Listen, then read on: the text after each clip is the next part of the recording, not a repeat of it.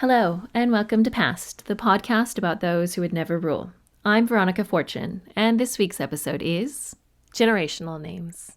Hello, and welcome back. Thank you for being so understanding while I took a break in episodes of This Too Shall Pass. I gave you one a fortnight ago, and now here's a second one, and hopefully I'll be able to keep these up. I've figured out my schedule a bit better. This one is about generational names, which is something most of us of European descent have never heard of. My daughter and I share our middle name. I also happen to share this name with all three of my sisters. It's Rose, if you're curious. This is probably the closest most modern Western families get to generational names. I want to emphasize that this is not the same thing as naming a child after his or her parents. At least not the Korean generational naming system. This system is known as the dorimja, and it's seen less often these days. The Korean generational naming system involves a single syllable in a given name that's shared between all members of the same gender in that family in that generation. You may remember this from the Na brothers in Sado's second episode, Na Kyung-on and his brother Na Song-on. So On is their generational name. If they had another brother, he would also have On as the second syllable in his given name. I should probably explain Korean names a bit further. As I mentioned in the introductory episode of this series, most Koreans have a single syllable surname and a two-syllable given name, though there are obviously variations on this.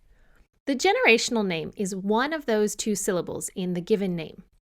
Oftentimes, the syllables switch places between generations. So, for example, a mother could be named Lee Yumi, her sister Lee Sunmi. Yumi's daughters could be Kim Mi-ra and Kim Mi-na. So Mi is the syllable that switches places. Lady Hyegyeong, my source for much of this last series, actually has this practice in her family. Her father, Hong Bong-han, is half-brothers with Hong Jun-han, Hong In-han, Hong Yong-han. So Han is their generational name, coming as the second syllable. Lady Hyegyeong's own brothers are Hong Nak-im, Hong Nak-shin, Hong Nak-im, Hong Nak-ryun, and her half-brothers are Hong Nak-woo, Hong Nak-dong, and Hong Nak-i. Nak is their generational name for men in her generation, and it comes as the first syllable. If you're curious, her paternal grandfather's name was Hong Hyun-bo. So based on the pattern seen in the two later generations, I'd imagine her paternal uncles were Hong Hyun, second syllable. Hyun Seung would be my guess if I was forced to guess one of his brothers' names. That's a more popular men's name these days. I don't know what were popular back in those days. These days, this tradition is fading. But I do have one example from my time teaching, which was only about 12 or 13 years ago. I'll be making up a surname so this former student doesn't get called out. As far as I know, her husband didn't have a generational name in his generation, but they decided to use it for their children. This mother, instead of using the family generational name, visited a fortune teller, which isn't that different from reading an astrology chart, so don't laugh too much. The fortune teller helped her pick out an auspicious syllable for her first son's name, Kang. So her oldest son was Bak Kang-un, which was great when she had just one son. But then she had a second son, and Kang can be a difficult syllable to pair.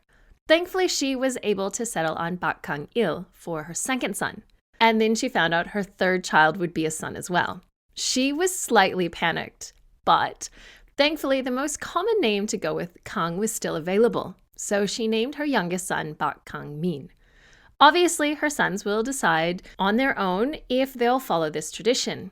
I will tell you that all three boys were so sweet and I really enjoyed teaching them. Plus, their mother brought the loveliest baked goods regularly.